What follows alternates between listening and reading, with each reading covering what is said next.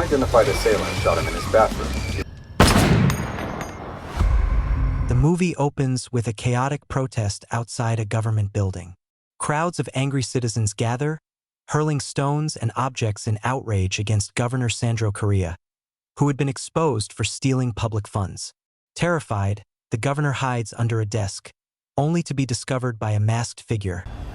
Meanwhile, agents from the Special Unit DE gear up for a mission. Their target is none other than Governor Correa himself.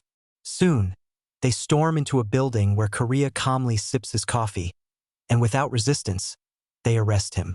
He is taken to the DAE headquarters for questioning. Edu and Miguel, the officers who carried out the operation, are praised by their colleagues for capturing the corrupt leader. Inside the interrogation room, Correa is confronted with evidence of his crimes, embezzling state funds meant for the people. Unfazed, he threatens the officers, boasting that he'll silence anyone who dares challenge him. He even attempts to bribe them in exchange for his release. Later, while enjoying a lavish meal in custody, Correa meets with his lawyer, who reassures him that his connections within the prosecutor's office will secure his freedom. He predicts Correa will likely only face house arrest during the investigation at headquarters. The DAE commander informs his team that the evidence is insufficient to hold Correa.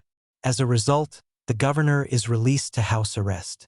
Afterward, Miguel leaves to meet his daughter Alice and his ex-wife, who are waiting excitedly to go watch a football match.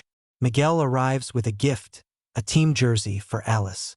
She beams with joy as he helps her put it on while her mother captures the moment with photos. Together, they head toward the stadium. However, tragedy strikes. As they walk through a traffic-blocked street, Alice is suddenly hit by a stray bullet. Miguel frantically carries her to the hospital. In the emergency ward, doctors rush her into care while Miguel is forced to wait outside.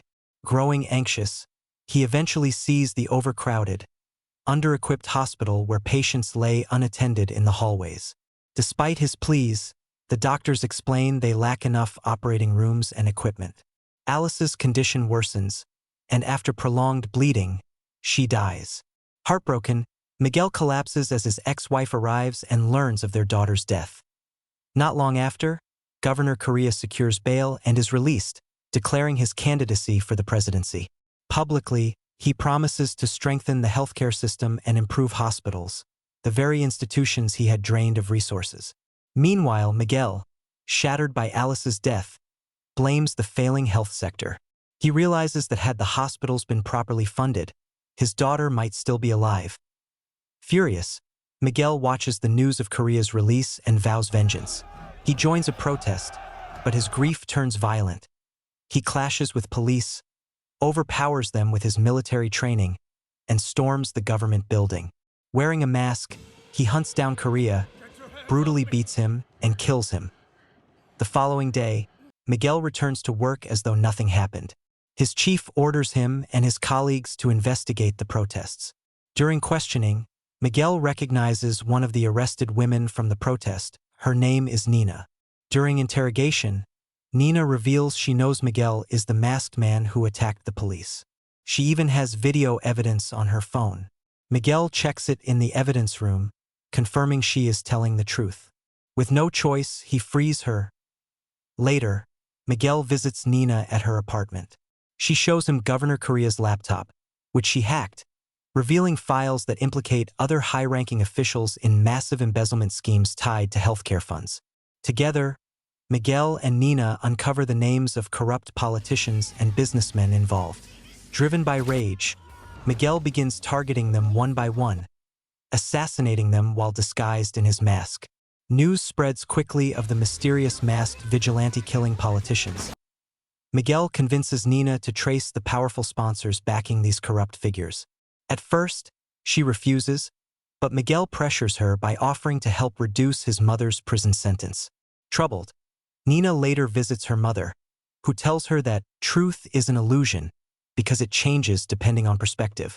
Eventually, Nina complies, uncovering that Antero Gomez, a powerful businessman, was funding the corrupt officials. A.S. Gomez secretly plots with Minister Marta Regina. The DAE discovers Nina's profile while investigating the masked killer. Edu realizes the Vigilante's next target is Minister Regina, Miguel's true objective.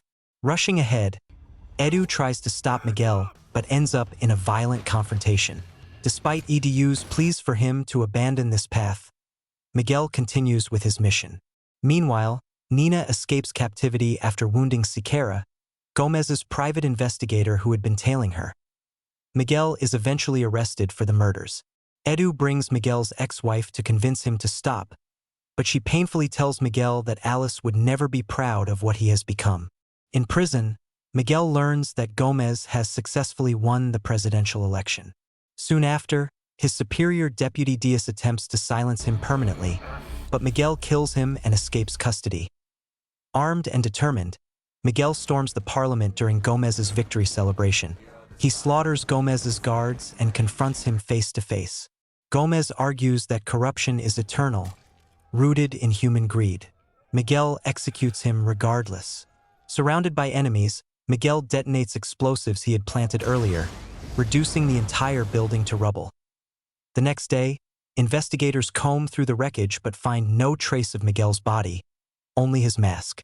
In the final shot, the figure of the masked Awakener is seen aiming at a new target from a rooftop, leaving his fate uncertain.